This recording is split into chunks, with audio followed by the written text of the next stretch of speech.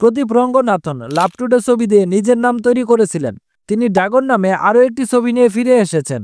অসৎ মারিমুথু পরিচালিত এই ছবিতে অনুপমা পরমেশ্বর প্রধান চরিত্রে অভিনয় করেছেন এবং এই সিনেমাটি 21শে ফেব্রুয়ারি মুক্তি পেয়েছে। আমরা এই ভিডিওতে সিনেমাটি রিভিউ করব। চলুন তাহলে কথা না বাড়িয়ে শুরু করা যাক। ড্রাগন মুক্তির আগে ক্রমাগত আলোচনা চলছিল, বিশেষ করে ট্রেইলার মুক্তির পরে, যে এটি শিবকার্তিয়ানের ডনটে একটি কপি। যদিও উভয় গল্পেই কিছু মিল রয়েছে, তবে তাদের নিজস্ব উপায়ে তারা আলাদা। পরিচালক অসৎ মারিমুথুর ড্রাগন রাঘবনের স্কুল জীবন দিয়ে শুরু হয় এবং তার কলেজ জীবনে চলে যায়, যেখানে অধ্যক্ষ মালিয়াবাহানন তার মনোভাব নিয়ে সমস্যায় পড়েন। কিন্তু তিনি কঠোর অধ্যক্ষ নন, যিনি শাস্তিতে বিশ্বাস করেন। তিনি জীবনে শিক্ষার গুরুত্ব জানেন এবং তার ছাত্রদের তাদের ভুল সংশোধনের সুযোগ দেন। ড্রাগন অর্থাৎ প্রদীপ রঙ্গনাথ একজন কলেজ ড্রপ আউট ছেলে, যে 48টি বিষয়ে ফেল করেছে। এই সময় তার বান্ধবী কিথি অর্থাৎ অনুপমা পরমেশ্বর তাকে চিরতরে ত্যাগ করেন। প্রতিশোধ নেওয়ার জন্য সে জাল সার্টিফিকেট ব্যবহার করে উচ্চ পদে যোগ দেয়। ঠিক তখন সে অন্য মেয়ের সাথে অর্থাৎ কাদিয়া লাহোরের সাথে জীবনে স্থায়ী হতে চলছে। কিন্তু তার অধ্যক্ষ আবার তার জীবনে আসেন এবং তাকে কলেজে ভর্তি হতে এবং পড়াশোনা শেষ করতে চ্যালেঞ্জ করেন। তা ব্যর্থ হলে তিনি তাকে এবং তার কেরিয়ারকে ফাঁস করে দেবেন।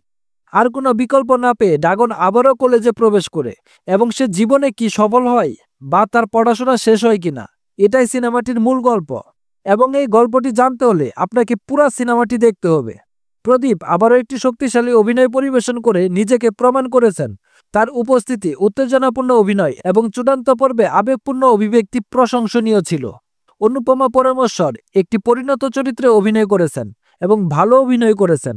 অন্যদিকে কায়েদুল লোহার চিত্রকর্ষক ছিল। বিখ্যাত পরিচালক মাইস্কিন কলেজ অধ্যক্ষের চরিত্রে অভিনয় করেছেন এবং তার অভিনয় অসাধারণ ছিল। সিনেমাটির প্রথম অংশ অন্যান্য কলেজ সিনেমার মতোই আমাদের এমন একদল ছাত্রের সাথে পরিচয় করিয়ে দেওয়া হয় যারা দুষ্টামি করে, যাদের মধ্যে রাঘবনও একজন। তার খারাপ স্বভাবের ভাবমূর্তি এতটাই গভীরভাবে তুলে ধরা হয়, সে তার কর্মের পরিণতি সম্পর্কে খুব একটা ভাবে না। তার প্রেমময় জীবন হোক বা নিরীহ বাবা মায়ের অবস্থা হোক বা তার অস্তিত্বহীন কর্মজীবন পরোয়া করে না। সিনেমার শুরুটা কঠিন হলেও দ্বিতীয় অংশে একত্রিত হয়, যা আরও কিছু যুক্ত করে। দ্বিতীয় অংশে পরিচালক অসৎ মারিমুথুর প্রতিভা সত্যিই ফুটে ওঠে, যেখানে নায়ক তার সমস্ত ভুল সত্ত্বেও জয়ী হয় এবং উজ্জ্বলতার কিছু আকর্ষণীয় মুহূর্ত দেখানো হয়। সিনেমাটির সবচেয়ে বড় অসুবিধাগুলির মধ্যে একটি হলো এর ধীরগতি এবং দীর্ঘ রান টাইম। পরিচালক অসৎ আসল বিষয়টিতে পৌঁছিতে খুব বেশি সময় নেন। মজার অংশ এবং অতিরঞ্জিত প্রতিক্রিয়া দেখার মতো ছিল, তবে আবেগগত অংশগুলিতে আরও সূক্ষ্ম দৃষ্টিভঙ্গির প্রয়োজন ছিল। সিনেমাটিতে লিওম জেমস সঙ্গীত রচনা করেছেন, কিন্তু গানগুলি খুব একটা চিত্রকর্ষক নয়। একটি গানও নজরে আসে না, তবে ব্যাকগ্রাউন্ড মিউজিক বেশ ভালো ছিল। নিকেত ভূমি রেড্ডির রঙিন সিনেমাটোগ্রাফি এবং প্রদীপ রাঘবের সম্পাদনা সিনেমাটির মান উন্নত করতে সাহায্য করেছে। সবশেষে ড্রাগন ছোটখাটো ত্রুটি সহ একটি সন্তুষ্টজনক সিনেমা।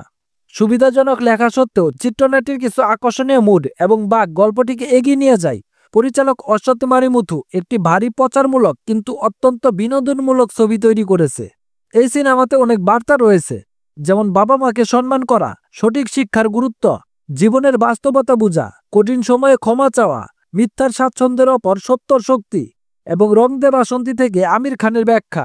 কলেজের জীবনে আমাদের জীবন আমাদের সুরে নাচে এবং বাইরে আমরা জীবনের সুরে নাচি। প্রদীপ এবং অসৎ এমন একটি ছবি তৈরি করেছেন যা দর্শকদের জানতে দেয় যে থিয়েটারের ভেতরে আমরা তাদের সুরে নাচছি। এবং একটি ভালো দিক হলো সিনেমাটি সত্যি সত্যি বিনোদনমূলক। এই সিনেমাটির জন্য আমাদের রেটিং হচ্ছে 4 আউট অফ 5। ভালো থাকবেন সবাই, দেখা হবে পরবর্তী কোনো ভিডিওতে।